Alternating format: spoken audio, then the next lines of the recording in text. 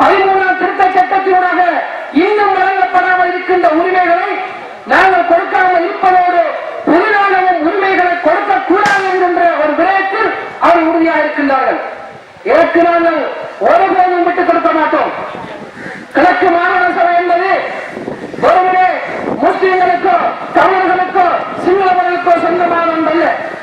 மூவின மக்களும் சம உரிமையோடு எந்த விதமான பாகுபாடும் இல்லாமல் தங்களுக்குள்ளே தங்களுடைய அபிலாசைகளை கௌரவமாக தலை நிமிர்ந்து வாழ்வதற்காக அமைக்கப்பட்ட மாகாண சபை.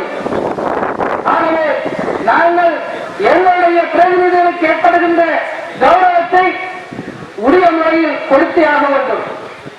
அங்கு அவர்கள் அவமதிக்கப்படுகின்ற என்பதன் அர்த்தம் ஒட்டுமொத்த கிழக்கு மாகாணத்தில் வாழ்கின்ற சிறுபான்மை சமூகம் அந்த சமூகத்துடைய பிரதிநிதிகள் அவமானப்படுத்தப்படுகின்ற பொழுது சிறுபான்மை சமூகம் அவமானப்படுத்தப்படுகின்றது என்கின்ற அந்த செய்தியை அது எங்களுக்கு சொல்லுகின்ற என்கின்ற விடயத்தை